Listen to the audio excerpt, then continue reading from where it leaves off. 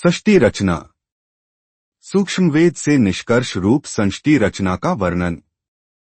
प्रभु प्रेमी आत्माएं प्रथम बार निम्न संष्टी रचना को पढ़ेंगे तो ऐसे लगेगा जैसे दंतकथा हो, परंतु सर्व पवित्र सद्ग्रंथों के प्रमाणों को पढ़कर दांतों तले उंगली दबाएंगे कि यह वास्तविक अमंत ज्ञान कहाँ छुपा था। कृपया धैर्य के साथ पढ़े तथा इस अमंत ज्ञान को सुरक्षित रखें। आपकी 101 पीढ़ी तक काम आएगा। पवित्रात्माएं कृपया सत्यनारायण अविनाशी प्रभु सत्पुरुष द्वारा रची संष्टी रचना का वास्तविक ज्ञान पढ़े। पूर्ण ब्रह्मा इस संष्टी रचना में सत्पुरुष सतलोक का स्वामी प्रभु, अलख पुरुषलख लोक का स्वामी प्रभु, अगम पुरुषगम लोक का स्वामी प्रभु तथा अनामी पुरुषनामी अकह लोक का स्वामी प्रभु तो एक ही पूर्ण ब्रह्मा है जो वास्तव में अविनाशी प्रभु है, जो भिन्न दो रूप धारण करके अपने चारों लोकों में रहता है, जिसके अंतर्गत असंख्य ब्रह्मांड आते हैं। परब्रह्म यह केवल 7 संख्य ब्रह्मांड का स्वामी प्रभु है। यह अक्षर पुरुष भी कहलाता है, परंतु यह तथा इसके ब्रह्मांड भी वास्तव में अविनाशी नहीं है। ब्रह्मा यह केवल 21 ब्रह्मांड का स्वामी प्रभु है।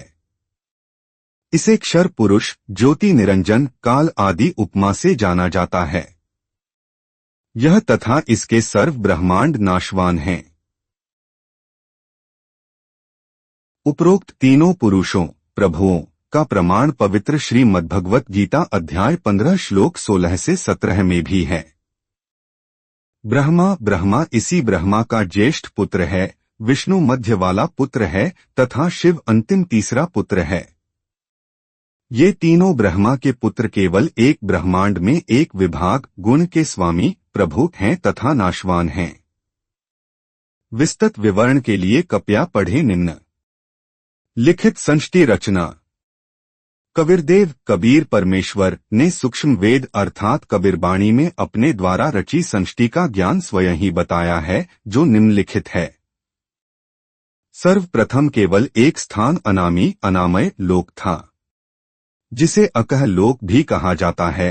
पूर्ण परमात्मा उस अनामी लोक में अकेला रहता था।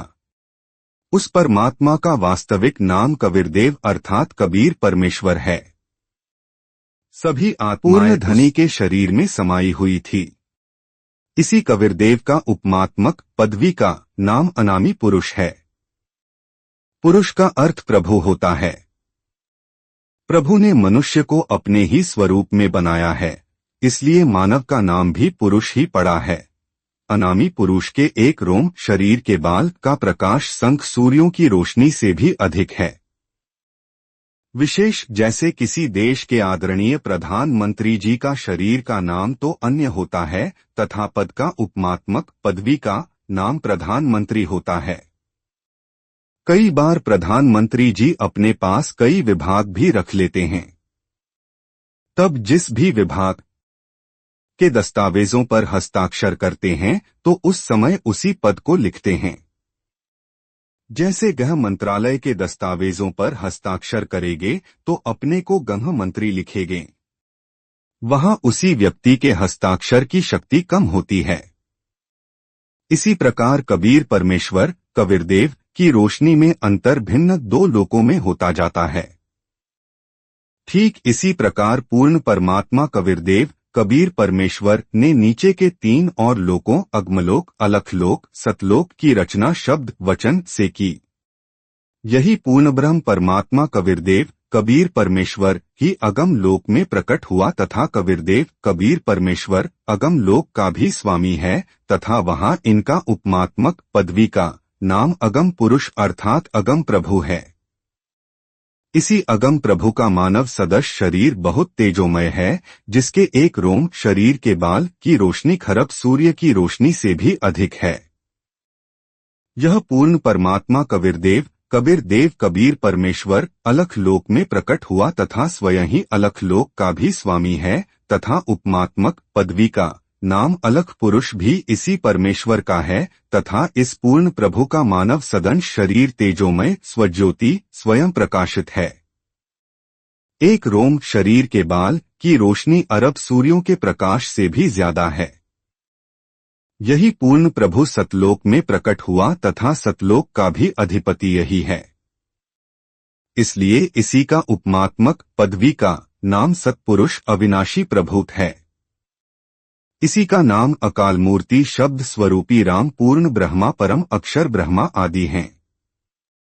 इसी सत्पुरुष कबीरदेव कबीर प्रभु का मानव सदृश शरीर तेजोमय है, जिसके एक रोम शरीर के बाल का प्रकाश करोड़ सूर्यों तथा इतने ही चंद्रमाओं के प्रकाश से भी अधिक है। इस कबीरदेव कबीर प्रभु ने सत्पुरुष रूप में प्रकट होकर सतलोक में विराजमान होकर प्रथम सतलोक में अन्य रचना की। एक शब्द वचन से 16 द्वीपों की रचना की, फिर 16 शब्दों से 16 पुत्रों की उत्पत्ति की। एक मानसरोवर की रचना की जिसमें अमंत भरा। 16 पुत्रों के नाम हैं 1 कूर्म, 2 ज्ञानी, 3 विवेक, 4 तेज, 5 सहज, 6 संतोष, 7 सुरती, 8 आनंद, 9 क्षमा, 10 निष्काम, 11 जलरंगी, 12 अचिंत, 13 प्रेम, 14 दयाल, 15 धैर्य, 16 योग संतायन अर्थात योगजीत। सत्पुरुष कबीरदेव ने अपने पुत्र अचिंत को सत्यलोक की अन्य रचना का भार सौंपा तथा शक्ति प्रदान की। अचिंत ने अक्षर पुरुष परब्रह्म की शब्द से उत्पत्ति की तथा कहा कि मेरी मदद करना। अक्षर पुरुष स्नान करने मानसरोवर पर गया, वहां आनंद आया तथा सो गया। लंबे समय तक बाहर नहीं आया। तब अचिंत की प्रार्थना पर अक्षर पुरुष को नींद से जगाने के लिए कबीरदेव कबीर परमेश्वर ने उसी मानसरोवर से कुछ अमंत जल लेकर एक अंडा बनाया तथा उस अंडे में एक आत्मा प्रवेश की तथा अंडे को मानसरोवर के अमृत जल में छोड़ा। अंडे की गड़गड़ाहट से अक्षर पुरुष की निंद्रा भंग हुई।